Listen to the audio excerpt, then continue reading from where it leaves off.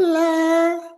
I had to redo this because with my glasses, there was a glare. And because I'm doing this in the evening, anyway, bear with me, you guys. Today is Monday, and I did not want to miss out on doing a video in our series that we are calling Educate, Educate Yourself. So I am posting twice a week. Mondays, it's about newly arrived expats to make your, what do you call that? Giving you a softer landing and getting you to have more information on hand so that you can transition a bit easier. Yeah, I do think it's a little easier. Don't look at my my under eye bags. But today you saw the title. And of course, I don't want anybody saying, get on with it, Maggie. I want to talk about some scams that you might want to know about and avoid. Now, you guys know I was robbed or pickpocketed. That wasn't a scam, that was just organized crime. That guy was a professional. And then I did get scammed at the border with that $1,000 fine. If it wasn't a scam, for you to charge a tourist for a stamp, you charge $1,000. If it's not a scam, it's just not fair. But anyway, but more very simple day-to-day things we want you to be aware of so that when you get here, you don't become a victim, okay? The first one I want you, well, people may think, sometimes in the Facebook group, somebody would say, I am looking for an affordable attorney, right? And I'm like, what's affordable? Because they'll say, well, how much did you pay? And, I don't like to tell people money, stuff like that. But I'll say I paid about $1,500, $1,700. But some attorneys are charging $2,500, right? So it's like the spectrum is wide, it could be from here to there. And that's why you always want to ask for a referral, right? I know the attorney that did my pensionado did not charge me that much. So I'm happy to give a referral, which is the first thing you do. You ask for referrals. But some of you are independent souls and you go online and you see somebody, you watch their ads and you just go and you do it.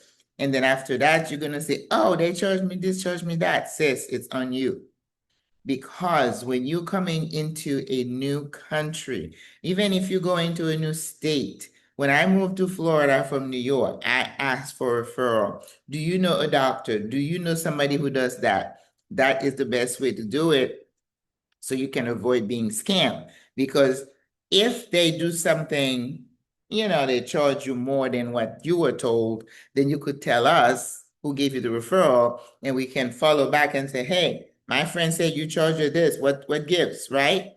So it's a little bit of a, I don't want to say, it's a little bit of a safety net for you when you get a referral so that we can follow up with the person. That way we kind of keep them accountable on their toes. Okay, so make sure you ask for a referral for your pensionado visa because not all attorneys are charging the same thing. And I want you to understand throughout this whole conversation, it's economics, supply and demand. If the supply goes up, well, the demand goes up, then the price is going to go up. Okay. So now what's happening here in Panama because of all kinds of issues, political instability, people feel unsafe, people are unnerved on the other side. I came in 2023. That was even before all this shenanigans, right?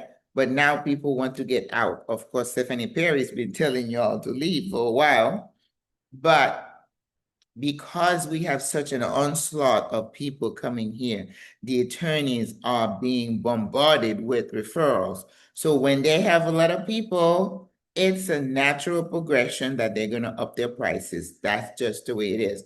As long as it's not some far out, rate, outrageous That's why you ask, and then you see, oh, well, you paid 17, he asked for 19, so it's kind of incrementally going up. But do expect that you're going to pay more than what I paid in 2023. Come on, everything goes up. All right.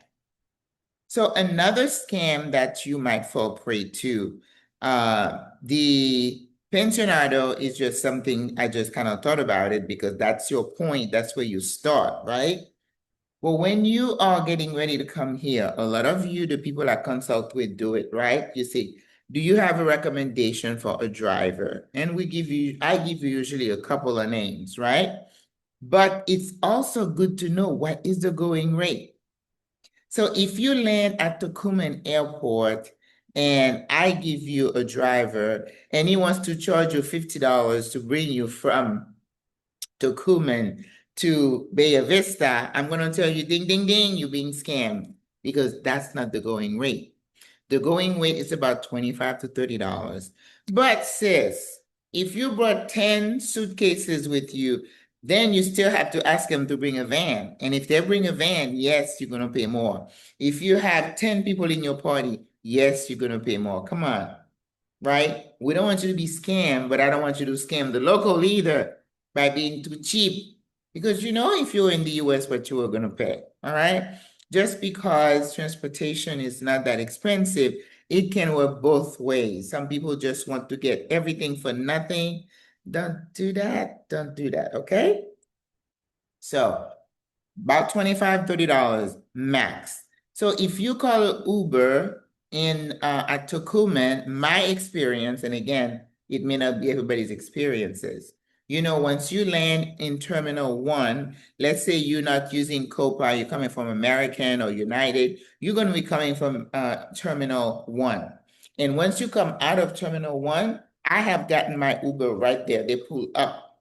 But in Terminal 2 from Copa and Aviance and some of the other local regional airlines, and you land in Terminal 2, that's where they usually see the taxi marshals, you could call them that, the ones that kind of control the flow of the taxis. And they'll say, taxi, taxi, taxi. And I find from experience that those taxis are usually a bit like $5, $10 more than my Uber. And of course, Uber prices change based on the time of day. I like to travel early in the morning. So when I call an Uber to pick me up at 4:30, they're going to charge me a bit more. And I have to expect that because everybody's asleep. That's not normal working hours, right? And if you're going to catch an Uber, even in the city, and you are going to be around rush hour, they're going to be stuck in traffic, your prices are going to go up. So just understand that the variations. If you order a van with multiple luggages, yes, you're going to pay more. I have heard some outrageous prices from people who want to go to Coronado. Coronado is about an hour and a half from here. If you land like at 4 or 5 o'clock, it's going to be a nightmare getting across because the traffic is horrible. Yes, you're going to pay. But always go on your Facebook groups that we recommend that you start talking to people before you decide to land here and ask what the going rate is. And then you can kind of ask maybe 2 or 3 drivers and compare prices, right? Another thing, you always say, well, I called somebody else and they quoted me this. How come you quoted me that? Because sometimes they'll say, oh, and then they'll come down. But just keep your eyes open and don't be scammed. Don't be the stupid tourist and expat because they see you coming, they see dollar signs, dollar signs, right? All right. So that's at the airport. But I tell people, if you're coming from the airport, you may be okay using the taxis because depending on how busy they are, sometimes I see they have like celebrities or politicians at the airport, and then it's hard for you to catch a Uber. Or the Uber prices are going up depending on the time of day. So you may want to flag a taxi and say, okay, how much? And the taxis are going to try to tell you 30, 35. I've come here and I'm like, no, 25. And then they'll say, oh, okay. Because you got to tip them. So he still gets his money, right? Okay. So be careful about that. So now you got into your apartment. Hopefully you book to Airbnb or hotel. You know, there is no, I don't think there is scamming involved in the price in the Airbnb. That's the price. You don't get to border and say, well, how about this? How about that? I don't recommend if you're coming to be in an Airbnb letting subletting a room in somebody's home. I don't like that. Even though early on, before Airbnb was a thing, I did go to Paris and stay in somebody's home. And now that I think about it, and I'm like, oh, that was like a bed and breakfast slash Airbnb. But she was so sweet and she made me breakfast. And I'm thinking, she was a single woman, which highlights the same concern that I had with Uber in the beginning. I would not order Uber for like years. I'm like, I'm not getting into somebody's strange person's car. And then now I use Uber all the time.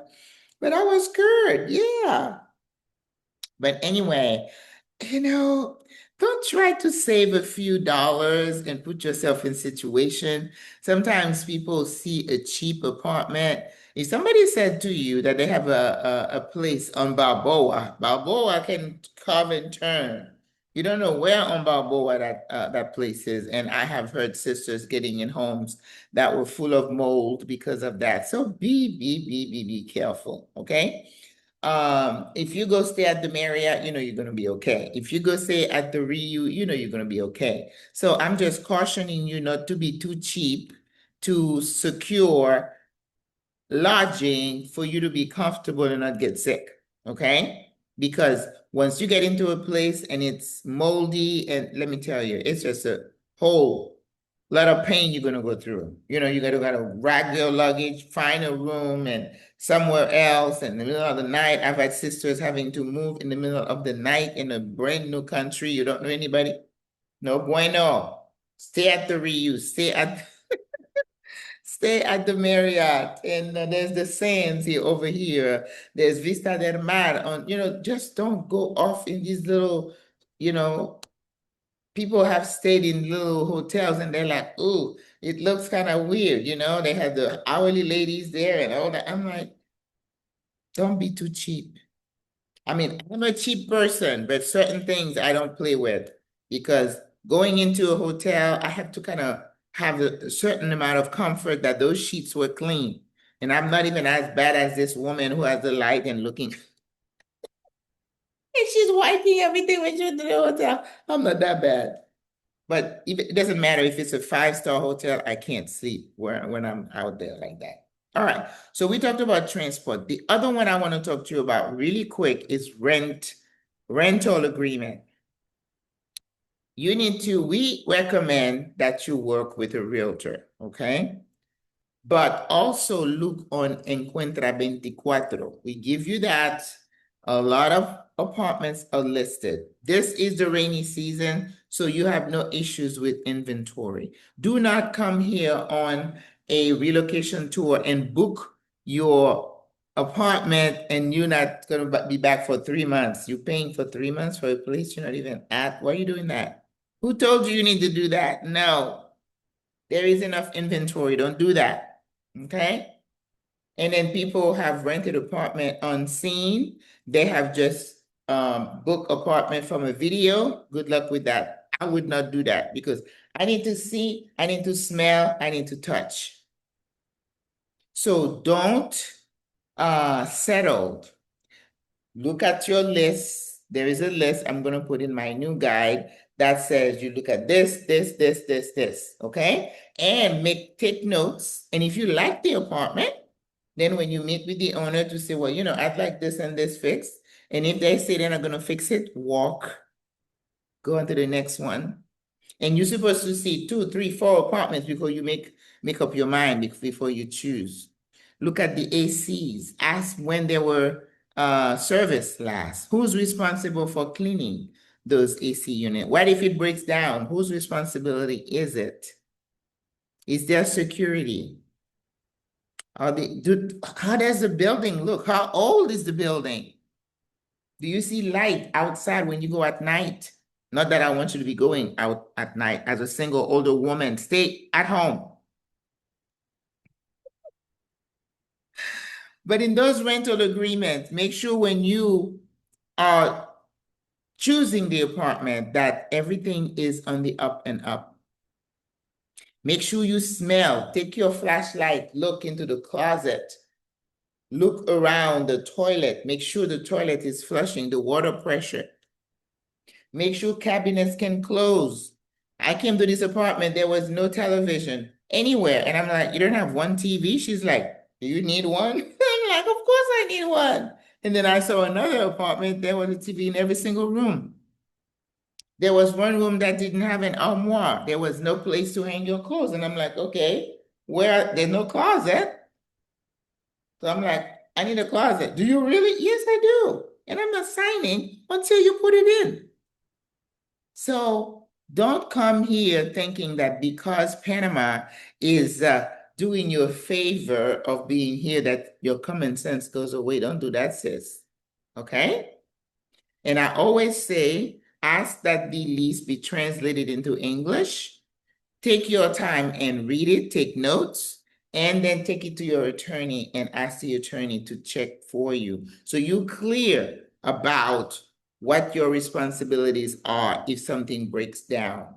Also, I had a new stove because my building is all electric, and I didn't know really how to work it. And I'm like, do you have a handyman? If I have a problem that I can call, that's important, okay? So have the attorney review the lease and make sure the terms you're comfortable with them. You know, when you rent an apartment that you pay 1 month and 1 month security. There have been a lot of instances of sisters who have lost their deposit because they did not abide by the terms of the contract. They did not do any, like in my apartment, it says that I'm responsible to have a cleaning of the units every 6 months. And I make sure I do that. And when I do, I pay the handyman, then I send my receipt or my transfer, however I paid him, to the landlady. So everything is on the up and up. So I don't want anything but for her to come when I'm ready to leave to say, oh, I'm going to deduct here. No. We have conversation and everything is recorded in my messages back and forth. Avoid subleasing from someone that you don't know. And don't sublease your apartment without the owner's approval. You're going to lose your deposit. If you don't follow any of the terms, they have ground to hold your deposit. And you're not in your own country. There's no small claim court for you to go to. Okay, did you know that? So keep your nose clean, okay? When you are dealing with contracts, make sure you're on the up and up. Have your attorney involved. Don't do things under the table. I don't know about you. I'm not comfortable with any of that, any of that.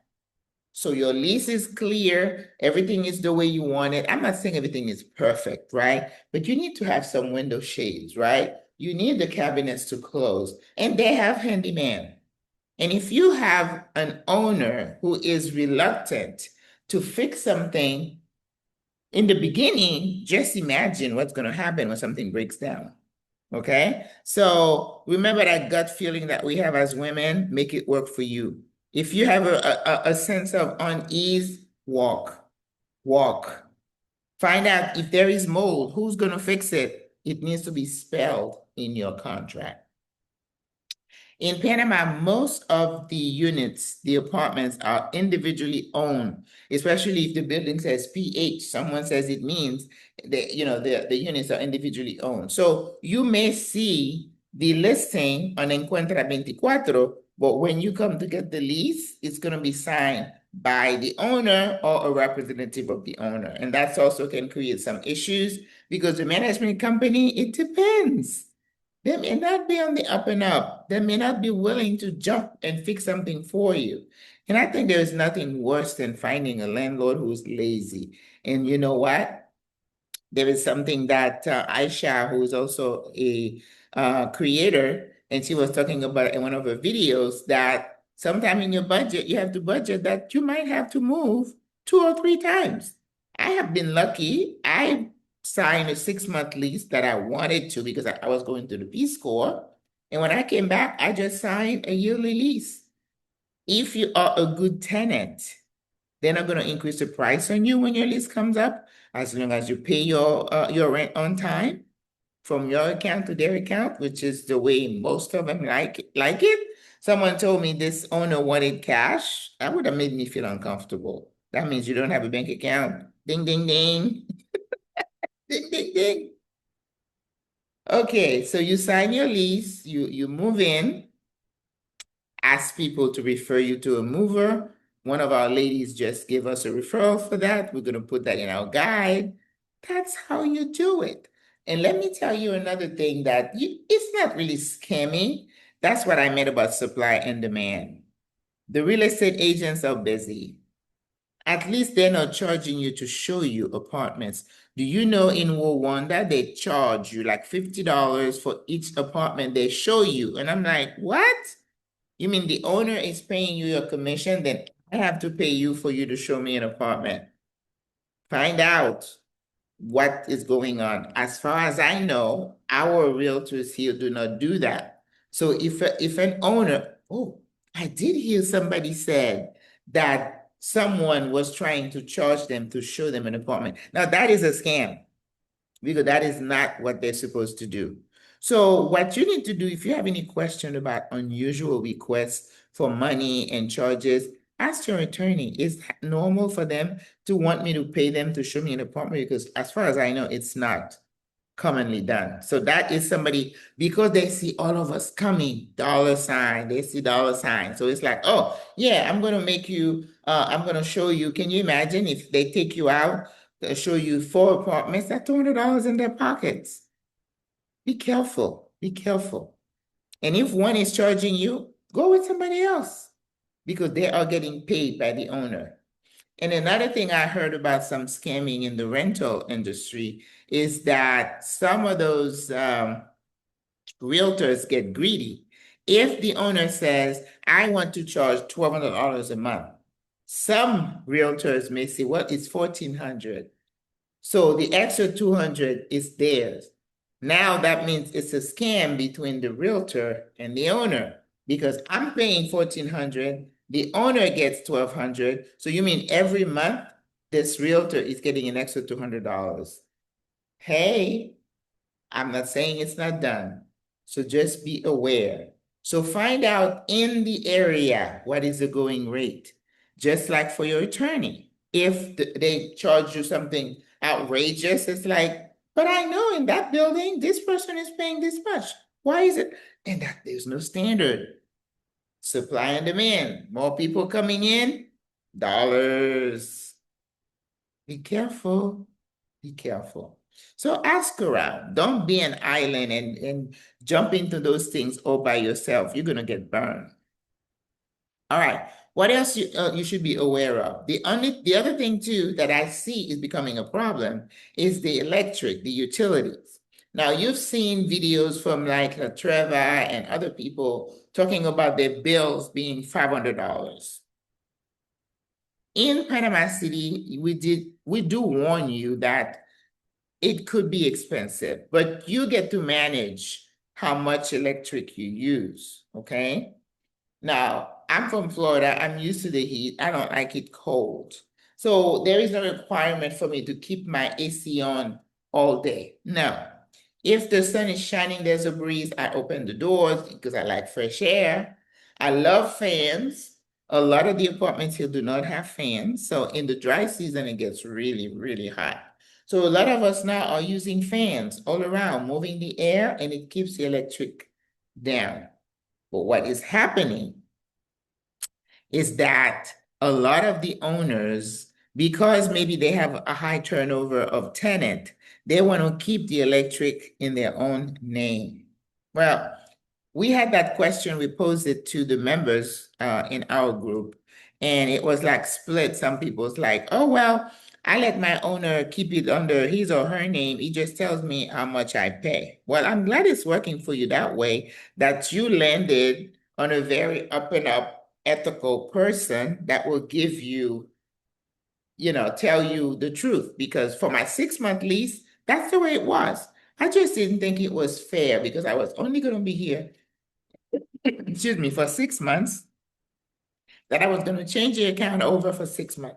So my lady was on the up and up. She said, okay, I'll keep it. Every month, I'm going to email you the bill. And it was only one apartment, so it wasn't bad. G is the company that provides electric. So every month, she would send me the bill. This is how much your usage was.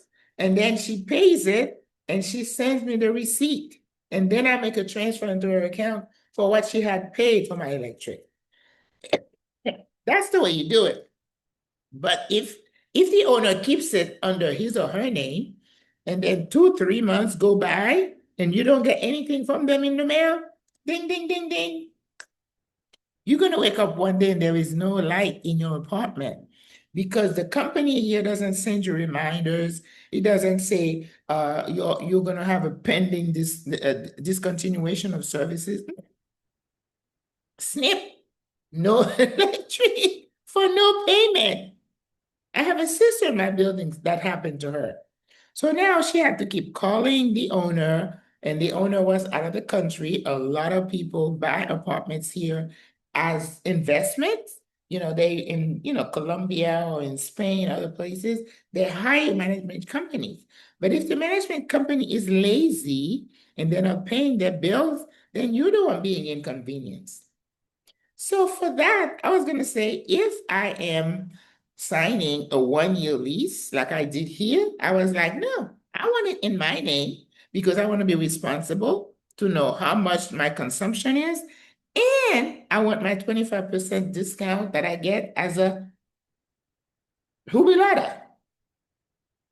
So my landlady, she went with me to G to close her account because what you want to know is that there is no outstanding balance on her account. You're starting from fresh because what's happened with some people is that whatever is left over from the owner, it just transferred straight to you because it's the same unit. G doesn't care who is in there. They want to get paid. So make sure you're on the up and up. Go to G, make sure they close it. Ask, take somebody with you that there's zero balance, right? Right. So now it's under my name. You show your cedula. They do an application for you, and you say, jubilada, por favor. You get 25 descuento. And even then, the first time I got my bill, my landlady, she was nice. She's like, Maggie, did you get your discount? And when I look at the bill and I said it to her, she said, no, you didn't get it. I said, oh, we did say we wanted it. So I myself took my little self to Netergy at 7 o'clock in the morning. And I'm like, okay, here's the contract. We asked for the discount. I don't see the discount. I want my discount. So they had to do it over again. So I would recommend that you get it under your name if you're going to have a 1-year contract. No ifs and buts. And then other people who are comfortable with somebody else doing it and telling you how much it is. Because there's a sister here who has a large bill again, and she's like, she thinks that the owner is making her pay for 2 apartments because he's out of the country or whatever. Listen, as much as we love Panama, not everybody in Panama is ethical. They see us come, somebody is going to try to scam you, to make you pay more. And then every day I'm watching the news. They're talking about scams going on with getting phone calls from people asking for your personal information. And another area of high scamming is in rental cars. Yes, I have not rented a car here. People tell you that they charge you this exorbitant insurance, prices. And then this gentleman who is Panamanian the other day, he posted an article in a Facebook, not an article. He had some recommendations for how to do that. He had recommendations about if you're gonna buy a used car, another area where you can get scammed, you're getting a lemon and it's broken down, you don't know the language. Listen, sis, there's another area people can scam you, okay? So be careful. Another area I hear people talk about is like hotels. Sometimes make sure you look at your bill. When you get your bill, make sure, because sometimes they'll throw things in there that don't belong, or they overcharge you. Keep your eyes open, look at everything. And I tell people, so when you check out, ask for your bill. Don't just email it, say, I want a printout. So you can check, make sure everything's okay. And if it's not, have them change it on the spot, okay? Excuse me. Another credit card issue is when you're at a restaurant, never hand your credit card to someone to go in the back to charge. Say, trae la máquina, por favor. Bring the machine to the table and swipe my card. They're going to ask you how much propina. Propina is the tip, and at the bottom of your receipt, it's going to have 10%, which is the usual accepted tip percentage here in Panama. And they have 15%, 20%. Usually, if you have a large group, you want to pay them a little bit more because they work harder, right? But on the average, I do 15%. I don't think I've ever done a 10%, even though the locals feel like we doing the 20% make it a little harder for them. And remember my tip, always tip in cash if you can, because they do shared tips. So if you get excellent service, it's going to be diluted in everybody else's tip and they may not get what you intended for them. I like to say that because I read that somewhere. So people have gotten charged over what their real meal cost was. Look at your receipt. Sorry. The other thing that I know about the credit card, sometimes like if you're in a group and they bring everybody their receipt, and when you look at your receipt, they may have charged you something different than what you actually had. Pay attention, pay attention. Not everybody is on the up and up. Okay. The other scam, potential scam, apologize, could be drivers. Again, supply and demand. Some of the drivers, because they've been so busy now with expat, asking them to take them here, take them there. Some people feel they want a driver to go here, to go there. I hop on the metro for 35 cents because I'm cheap, remember? So the more people ask this driver to take them here and there, then the rates are going to come up. In fact, one sister said one driver she had, his prices went up. So have more than one driver. And they get greedy, okay? But if you're asking someone to take it to Coronado, which is an hour and a half, and they know they're going to be in traffic, they're probably going to charge you. But don't feel like you're stuck with one driver. Ask two or three, and then take the best price. Oh my God, I apologize. All right, let's see. We talk about utilities, the lease, drivers, services in general, right? If someone's gonna deliver something for you, or because if you order like food deliveries, those prices are set by the business. So you may tip better if the service is good.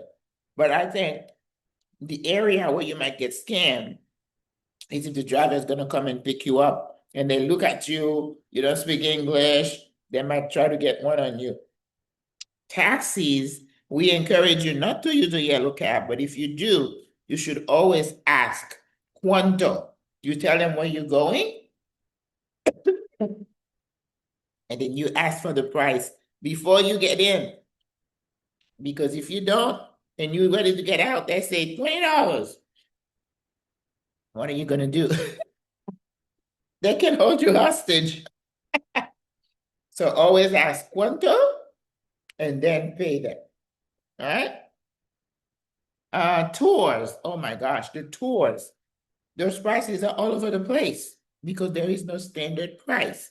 So if you ask a driver to take you to Monkey Island or whatever, I would go to the Get Your Guide or some of these companies who are online and see what they charge. So it can be comparable. And of course, when you have a private driver, the experience might be a little bit better. But it shouldn't be so far out, because they see you and they are thinking, money, money, money, money. Be careful. No, you don't have to be cheap like Maggie, but but don't allow yourself to become a victim like that. So just be savvy. Now, when you go to talk about taxis, tours, deliveries, travel, utilities, the rent, and the subleasing stuff that's going on. And you know what is sad? Someone said to me, sometimes it's not a local who's trying to scam you, it's another expat. That one hurts me. But mankind is mankind. They are wicked. Just because you look like them and you speak the same language, if they see a way to get up on you, they will. Just be on your P's and Q's.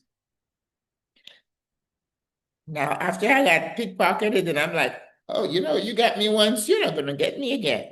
So I'm very careful now, my crossbody, and I'm aware. But there might be a scam around the corner I don't see coming. My telephone, if I look a number, I don't know it, and it's not, the cell phone numbers here in Panama. You get the 507, then it's 4 numbers and 4 numbers. Then it's a cellular, it's a mobile. If the first set is a 3 number, that's a landline. And that's when you have to have your Spanish up and up to converse. But the main mode of communication here is WhatsApp, okay? So I don't answer my phone. The other thing that I see people talk about, about telephone services. When you go to get your cell phone started, again, look at your receipt. People have said they took your credit card to go charge it, and then they see some strange charges. And remember, you are not in your own country. You can fuss. I've heard people go on this Facebook group and say, I'm going to sue. And we all say, good luck with that. Good luck with that. And from what I hear, you really don't have a leg to stand on. I would love to have someone who's an advocate for expat, because I can see that this probably will become an issue as more and more people come here. I was reading about this gentleman in Mexico, and people like us who are creators, we call ourselves. I have some people who would call me and ask for information. Yes, I'm very kind and I give a lot of free information. But if you're not willing to pay a little bit of a fee to pick my brain for 20, 30, 50 an hour, and then you're asking me for this and this and this and that, oh, I didn't realize there was a fee, and you don't want to pay for anything, but you have to get a plane ticket to get here. That's not fair to us, to me, okay? So you want my knowledge for free. That's not fair. It's not fair. So But at the same time, this person was being blasted online because apparently he was charging thousands to do a consultation. I would never do that, even though I know there are some people coming here with money. But that's not the case. That's not the point of, because my audience are single older ladies. I know we are all on Social Security, plus maybe a little pension. I'm not going to charge you $200 an hour to talk to you. I'm not going to do that. But if I charge you $50 and you think it's too much, and then you want to ask me all these questions, I'd like to know this, that, but you're not going to book a call? Trust me, sis, you're not going to hear from me. You're not, because it's not fair. Because you will pay for what you perceive the value of what I'm giving to you is. And I remember, if you do any kind of consultation with either Stephanie Perry or Shida, they're going to tell you people would pay for what they perceive as being valuable to them. So the cheaper you making your services or your knowledge, and that's the way they measure you. So even though we don't want to say we want to be rich from that, but still, you have got to show us respect for the knowledge that we've acquired and want to share with you. Why do you want everything for free? But then you go somewhere else and you pay it. Let's not go there, okay? So I know I didn't ask you to like, share, and subscribe. This is Educate. I'm just trying to give you information to keep you from being scammed, from losing more money at the end. Because if you're better prepared with knowledge, you're going to have a softer landing, and you're going to say, oh, and I hear that a lot though. The sister say, we listened to you, you did the checklist. I'm like, oh, man, you feel so good. Okay, I better stop because it sounds like my cough is going to. Remember, if you're coming to see me, bring some halls.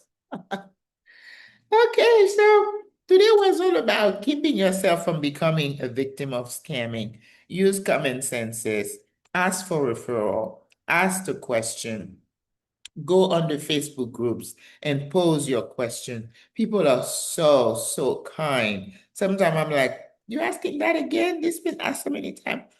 20, 30 people would still answer. So that's wonderful. All right. We're going to stop right here.